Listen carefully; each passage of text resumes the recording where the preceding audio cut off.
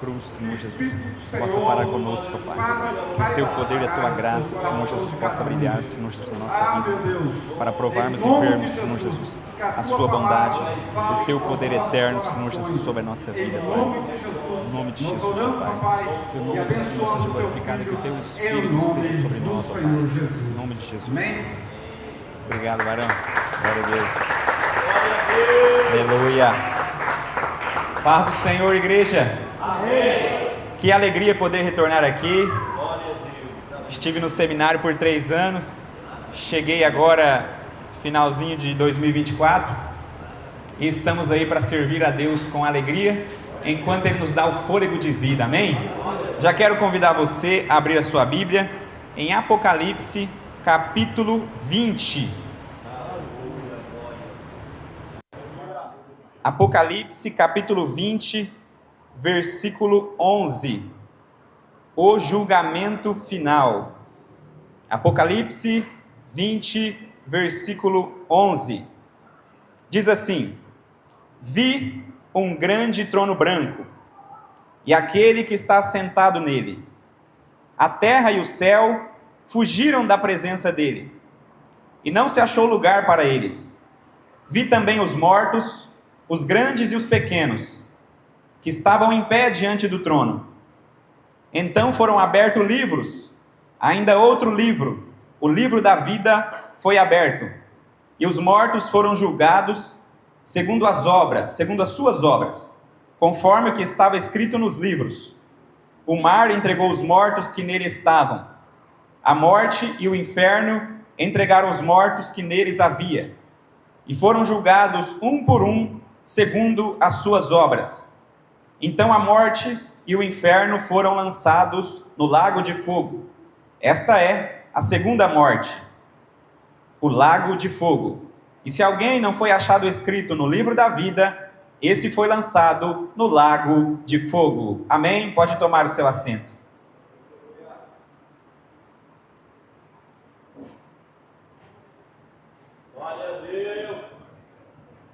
Esse texto nos fala sobre o julgamento final. Muitas religiões acreditam que um dia haverá um julgamento.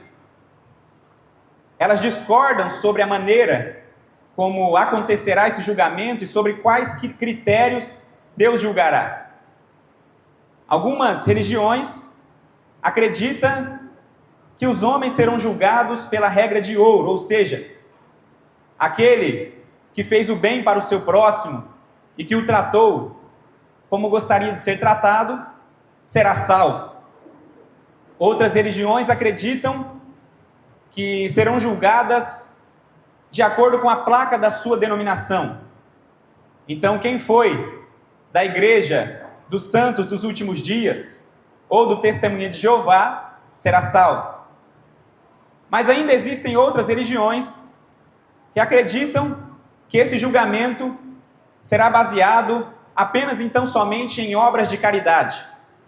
Se você deu esmola para o pobre e ajudou o mendigo, você foi uma boa pessoa, você será salvo. As religiões se dividem com relação a esse assunto. No entanto, a Bíblia nos dá um parecer bem claro para que possamos estar preparados para esse grande dia, o dia do julgamento final. Desde o Antigo Testamento, a Bíblia fala sobre um dia em que Deus viria julgar o mundo. E na história, houve muitos julgamentos de Deus. Quando Deus mandou um dilúvio de 40 dias e 40 noites na época de Noé, foi um julgamento sobre o mundo. Quando Deus fez cair uma chuva de fogo sobre Sodoma e Gomorra e destruiu aquela cidade, foi um julgamento sobre eles. Quando Deus enviou as pragas no Egito e matou todos os primogênitos do Egito, foi um julgamento sobre aquela geração.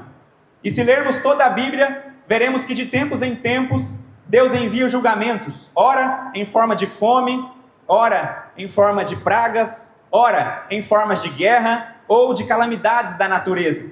De tempos em tempos, Deus envia um julgamento, mas tudo isso não é o julgamento final. É apenas para lembrar o ser humano que haverá um dia em que o julgamento alcançará não apenas uma cidade ou um país, como vemos no Antigo Testamento, mas o mundo está caminhando para um tempo onde o julgamento de Deus alcançará a terra toda. Todos os povos, tribos, línguas e nações comparecerão perante o tribunal de Cristo, e cada um será recompensado de acordo com as suas obras. O texto que nós lemos é uma visão sobre o dia do julgamento final. Quem recebe essa visão é o apóstolo João.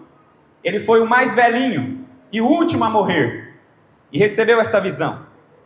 A primeira coisa que ele vê na reunião do julgamento final é um grande trono branco.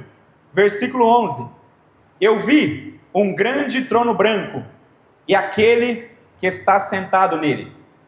O trono representa a autoridade de Jesus para julgar. Ele é grande porque será julgado o mundo inteiro. E ele é branco, representando a santidade e a justiça que Jesus julgará o mundo.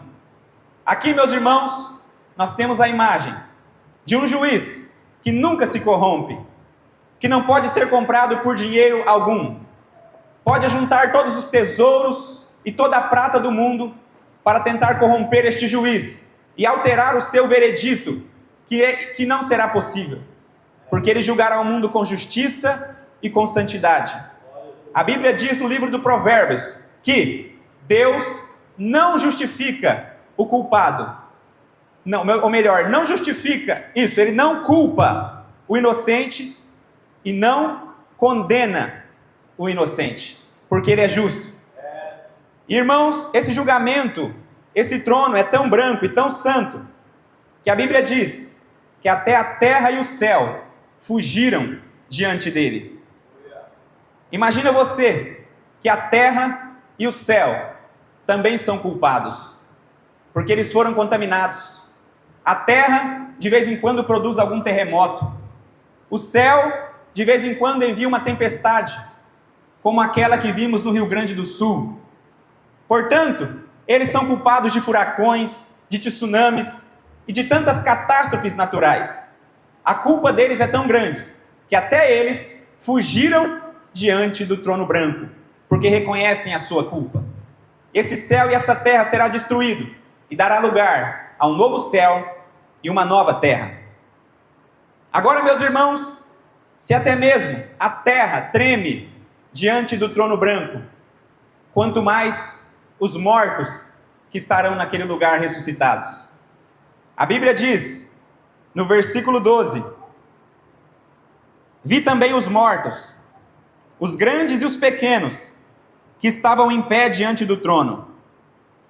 E a Bíblia diz, no versículo 13, que o mar entregou os mortos que nele estavam, e a morte e o inferno entregaram os mortos.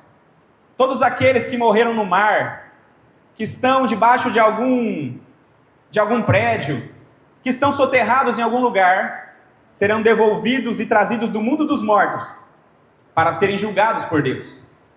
Meus irmãos, seria uma grande injustiça um homem abusar de uma criança, de uma mulher, matar um pai de família, aprontar todo tipo de maldade nessa terra e, no fim, apenas morrer como qualquer outro cidadão de bem, sem ter pagado por todo o mal que cometeu.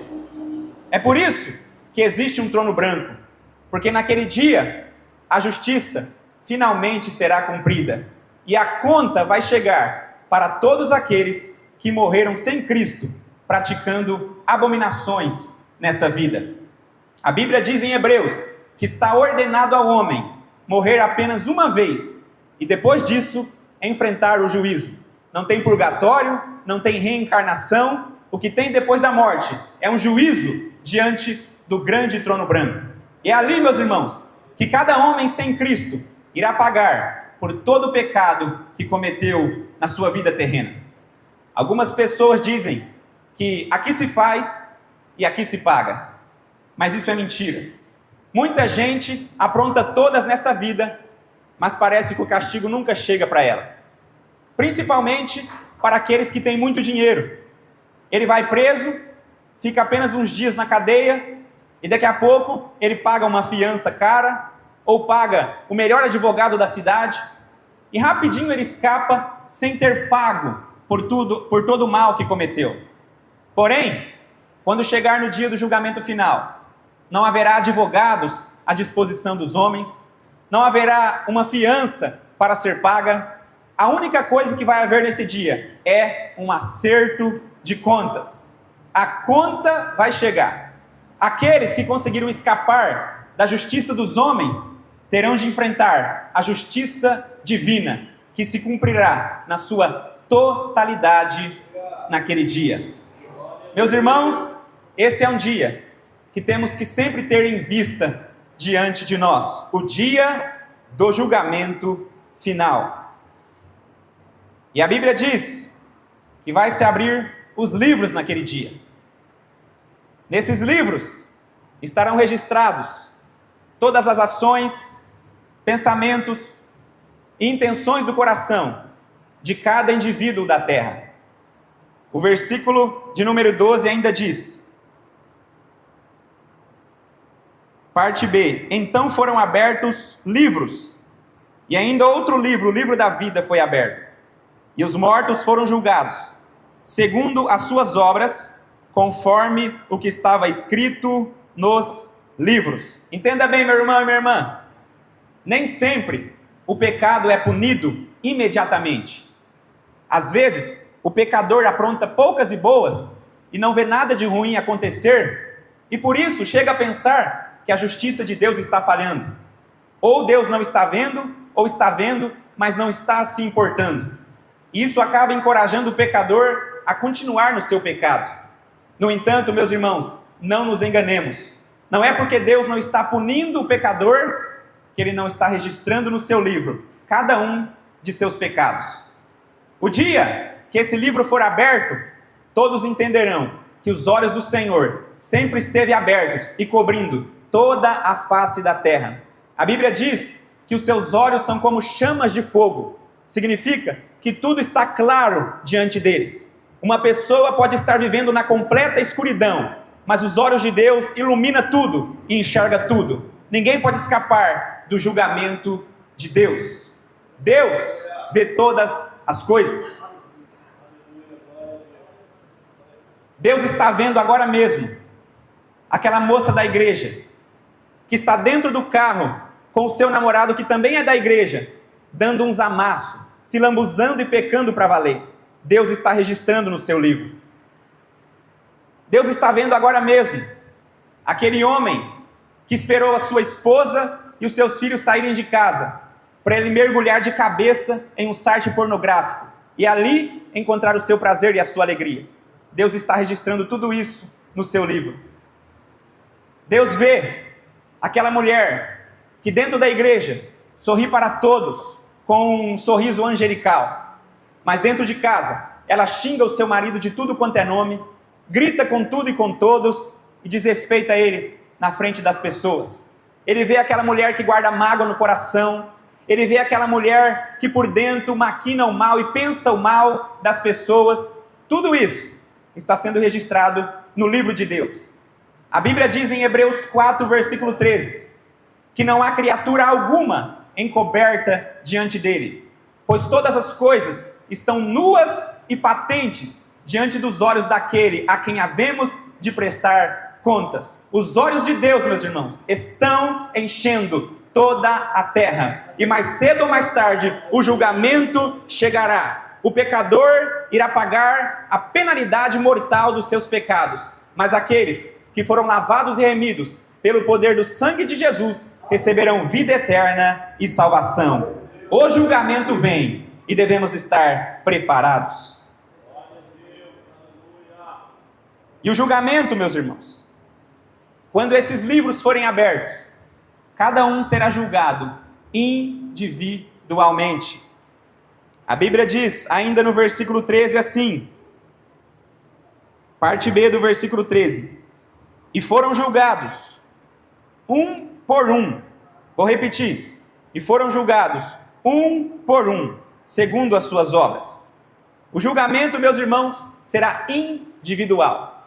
Não adianta pôr a culpa nas pessoas pelo nosso pecado ou pôr a culpa no diabo. Sim, as pessoas podem nos influenciar e o diabo pode nos tentar. Mas quem decide se iremos pecar ou não, somos nós. Quem decide se iremos desviar ou não, somos nós.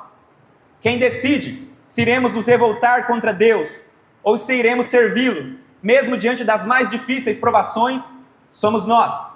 Nenhum ser nessa terra pode nos obrigar a pecar ou a fazer aquilo que não queremos. Vamos lembrar do momento em que o diabo tenta Jesus no deserto e leva ele até a beira de um precipício. E ele disse: tu és o Filho de Deus, lança-te daqui para baixo. Mas você vê em algum momento o diabo empurrando Jesus? Não, porque ele não obriga ninguém a pecar. Ele pode nos levar até a beira, mas a última decisão sempre será nossa. Portanto, cada indivíduo é o único responsável por todas as suas ações e por todos os seus pecados praticados. Seremos julgados individualmente. A Bíblia diz que quando o Adão pecou, ele colocou a culpa na mulher e disse: Senhor, foi a mulher que tu me destes que me ofereceu o fruto. A mulher, por sua vez, colocou a culpa no diabo. Senhor, foi a serpente que me enganou. Porém, Deus não caiu nem na desculpa de um e nem de outro. Ele julgou cada um individualmente. Primeiro o homem: você vai comer do suor do seu rosto a partir de agora. Depois a mulher: você dará à luz com dores no parto. E por último a serpente: você vai restejar por todos os dias de sua vida. Cada um foi julgado individualmente. Eu quero dizer para você que não adianta colocar a culpa na sua família e dizer que o seu pai e a sua mãe não te deu um bom exemplo e por isso você vive uma vida torta e cheia de pecado.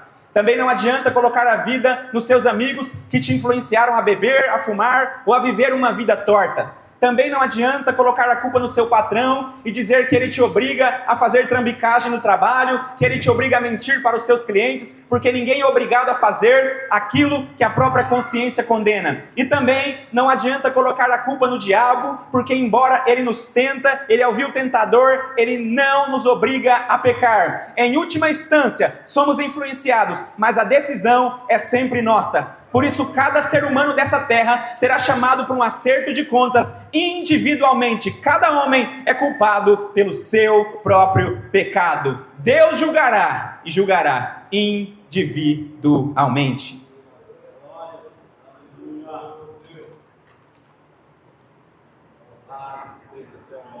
Depois do julgamento, vem o lago ardente de fogo para aqueles que serão condenados. A Bíblia diz assim, versículo 14: então a morte e o inferno foram lançados no lago de fogo. E se alguém não foi achado escrito no livro da vida, esse foi lançado no lago de fogo. O lago de fogo é diferente do inferno. O inferno é uma prisão para onde vai a alma. Por exemplo, se uma pessoa morrer agora sem Cristo, a sua alma vai direto para o inferno. Mas o seu corpo fica apodrecendo na terra. No entanto, quando Jesus voltar, o inferno vai devolver a alma e a terra vai devolver o corpo. O corpo se unirá com a alma, e tanto a alma quanto o corpo, ambos serão lançados no lago de fogo. Lembra quando Jesus disse: vocês não devem temer aqueles que podem matar apenas o corpo, os homens. Antes, direi a quem vocês devem temer. Devem temer aquele que tem o poder de destruir tanto a alma quanto o corpo no inferno. Quem é esse? É Deus. Meus irmãos, Deus lançará o corpo e a alma daqueles que nunca se converteram verdadeiramente no inferno.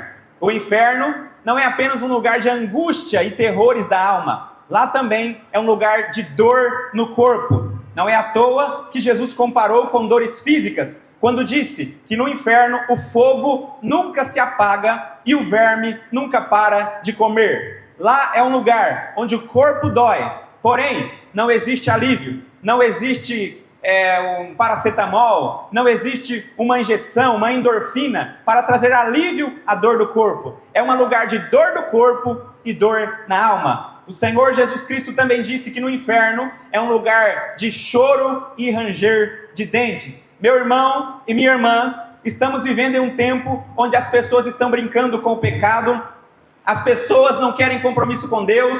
Você prega para um jovem sobre Jesus, ele diz que é novo demais para se converter e que mais para frente ele toma decisão. Porém, muitos desses estão morrendo em acidente de moto, em acidente de carro, estão tendo a vida ceifadas e indo com as suas almas e o seu corpo diretamente para o inferno. Nós não podemos deixar para amanhã o assunto mais importante da nossa vida. Eu vim aqui essa noite em nome de Deus para dizer para você que o dia de se arrepender é hoje. O dia de consertar a sua vida é hoje. O dia de mergulhar no sangue do Cordeiro e receber o perdão de todos os seus pecados é hoje. O poder do Espírito Santo quer te encher, te transformar e te salvar hoje, porque hoje é o tempo oportuno. Algumas pessoas dizem assim: Renan, que isso? Como pode um pai de amor, que é Deus, ter coragem de lançar o seu filho, um filho seu, no inferno para sofrer tanto assim? As pessoas estão esquecendo que Deus não vai lançar nenhum dos seus filhos no inferno. Vou repetir: Deus não vai lançar nenhum dos seus filhos no inferno. Ele vai lançar os filhos do diabo.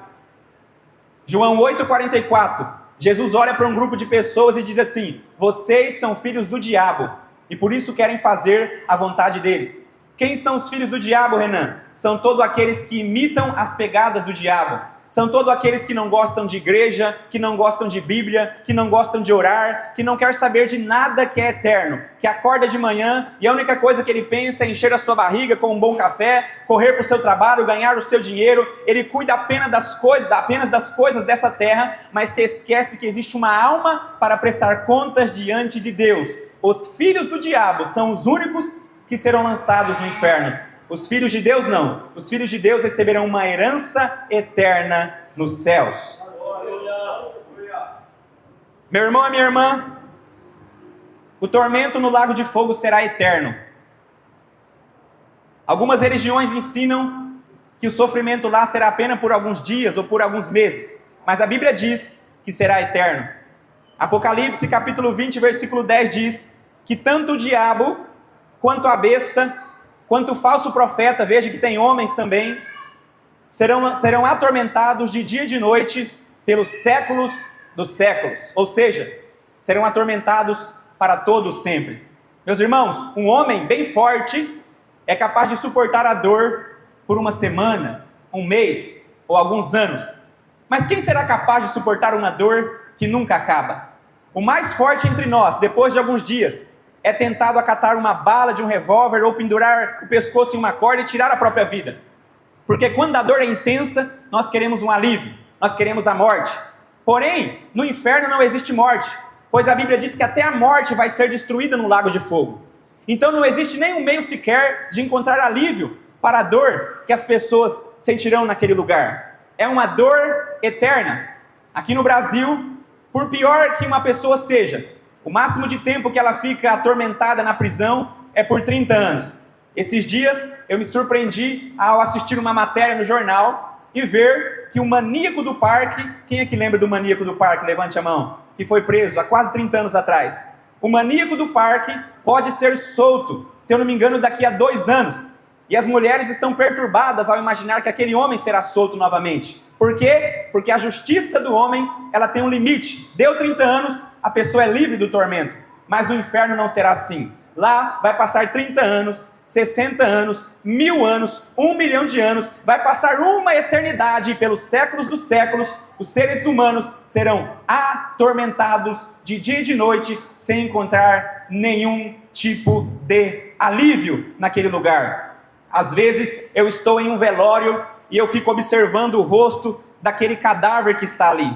E geralmente ele está cheio de maquiagem na pele, com o cabelo bem penteadinho, até mesmo com um sorriso feito pelos homens. Porém, eu quero dizer aos irmãos que a grande verdade é que muitos desses cadáveres que estão sorrindo com uma boa aparência para nós na terra, estão com a sua alma gemendo, gritando e chorando no inferno.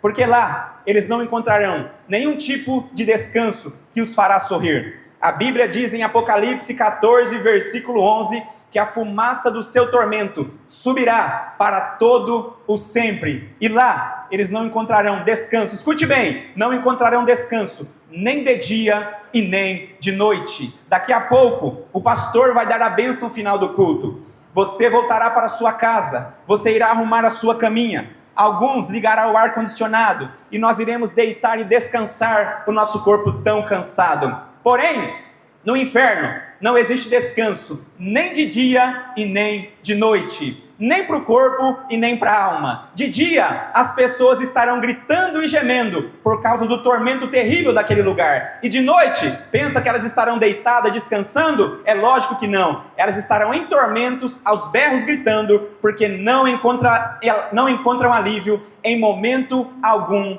naquele lugar. O inferno é o pior lugar que o ser humano pode entrar.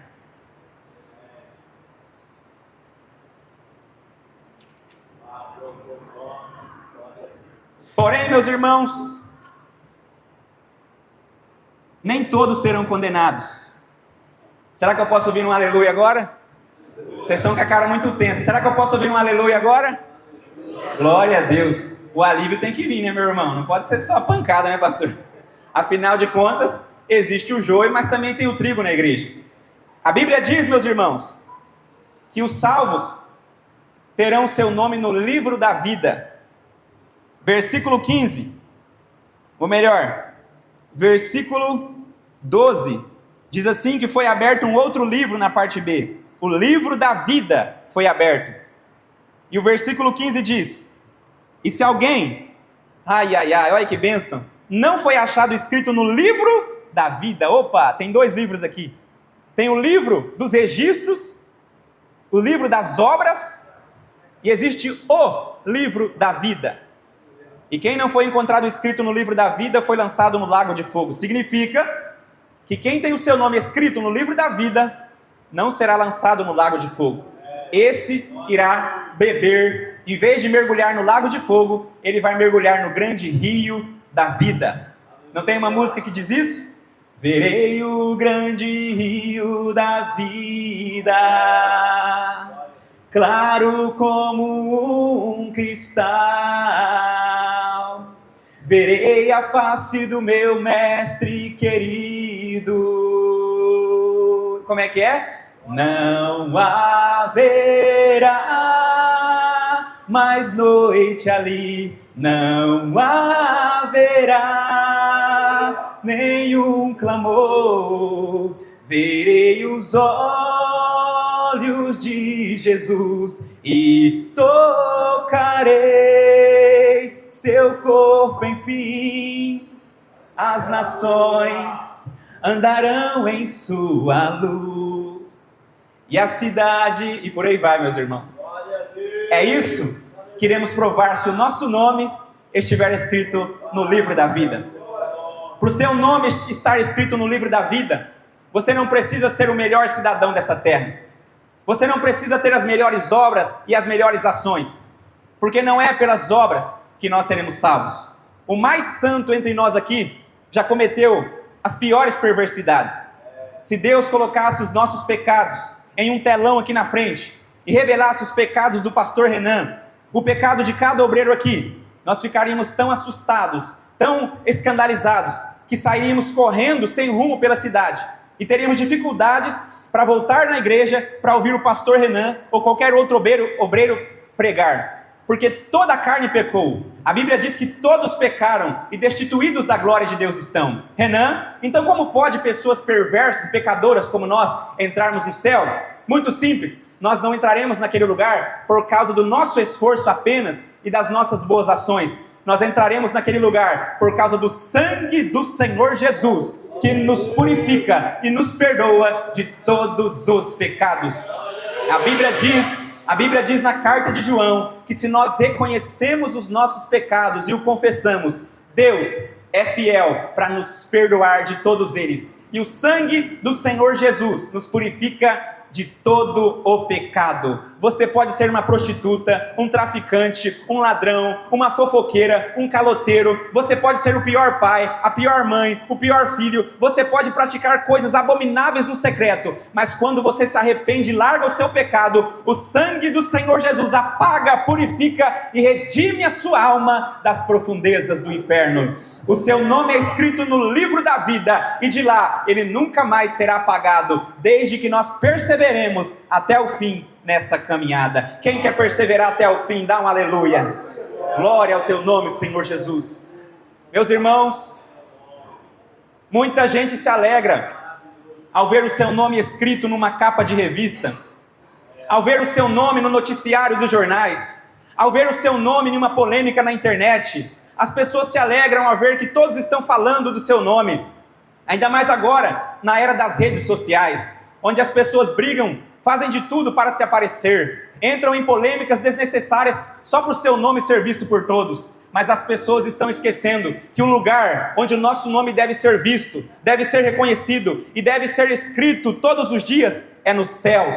O Senhor Jesus Cristo certa vez disse para os seus discípulos, quando eles estavam muito alegres por terem expulsado demônios, ele disse: não vos alegreis porque os demônios vos são sujeitos, mas vos alegreis porque os vossos nomes estão escritos no céu. Deixa eu te fazer uma pergunta: o seu nome está escrito no céu, meu irmão? O seu nome está escrito no céu, minha irmã? Então, independente de como esteja a sua vida, se você tem conta para pagar ou não, se você está doente ou não, se o seu filho está com problemas ou não, todos os dias você tem uma razão para se alegrar diante do Senhor, para adorar o nome dEle e para exaltá-lo na beleza da sua santidade, porque a sua salvação está garantida. Aleluia!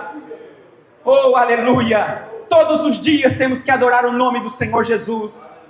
Renan, mas eu não tenho dinheiro para pagar o aluguel esse mês. Renan, mas está faltando dinheiro, está faltando isso, está faltando aquilo. A Bíblia diz: o Senhor é o meu pastor e nada me faltará. Não faltará perdão, não faltará paz do Espírito no seu coração, não faltará o amor do Senhor Jesus, redimindo a sua alma e garantindo a sua salvação. Deus está com você, meu irmão. A salvação é o nosso bem mais precioso. Aleluia.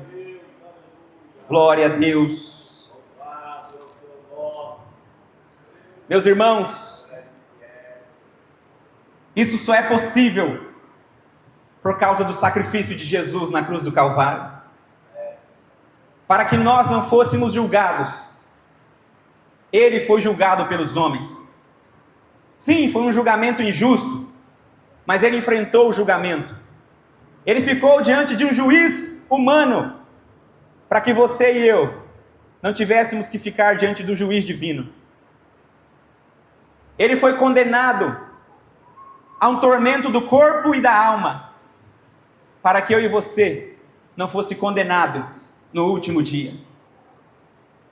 Ele passou horas de sofrimento naquela cruz e de agonia, para que eu e você pudéssemos receber um veredito favorável diante do trono branco. Ele morreu naquela cruz, meus irmãos, e desceu até o mundo dos mortos, para que eu e você pudéssemos vencer a morte, para que ela não tivesse a última palavra sobre nós, e para que finalmente pudéssemos dar aquele brado: onde está, a morte, a tua vitória? Onde está, a morte, o teu aguilhão? Porque a morte foi tragada pela vitória. Em Cristo Jesus somos mais que vencedores. Vencemos o mal, vencemos o diabo, vencemos o pecado e vencemos a morte, porque a vida eterna nos espera por causa do sangue precioso de Jesus. E eu termino, meus irmãos, termino aqui a minha palavra, deixando uma curta reflexão para os irmãos. Essa vida é como um carrinho de supermercados. Quando você está no supermercado, você pode colocar o que você quer no seu carrinho. Você pode pegar as coisas mais caras da prateleira, e ninguém vai te impedir ou te segurar. Mas na saída, você terá que pagar a conta por tudo aquilo. Assim é essa vida. Podemos escolher pecar ou obedecer a Deus. Podemos escolher ler a Bíblia ou ficar com a cara enfiada na internet o dia inteiro apenas. Podemos escolher amar a Cristo acima de tudo e de todos, ou viver correndo atrás de dinheiro e bens materiais. Podemos escolher tudo o que quisermos e colocarmos no carrinho da nossa vida, e ninguém irá nos impedir, e ninguém irá nos segurar, mas, no final, há um acerto de contas. E aqueles que escolheram o pecado, irão se acertar com Deus, e pagar por tudo isso. Porém, aqueles que escolheram a Cristo, se arrependeram, largaram o pecado, e decidiram obedecer a palavra, não precisaram temer o julgamento final, porque a Bíblia diz que nenhuma condenação há para aqueles que estão em Cristo Jesus. É por isso que não temos medo da morte. Jesus nos ensinou a temer apenas a segunda morte. A esse vocês devem temer, mas a primeira morte nós não tememos. Nós sabemos que Jesus disse que nada pode nos... A Bíblia diz que nada pode nos separar do amor de Deus, nem a altura e nem a profundidade, nem principados e nem potestade, nem as coisas do presente, nem do futuro, nem a espada, nem a nudez, nem doença, nem tribulações ou angústia ou perseguição ou coisa alguma, nem a morte, nada pode nos separar do amor que Deus nos testemunhou em Cristo Jesus. Se estamos em Cristo, estamos seguros e estamos salvos para a glória de Deus. Amém, igreja? Se coloque de pé para nós orarmos ao Senhor. Glorifique o nome do Senhor Jesus que está aqui essa noite. Aleluia.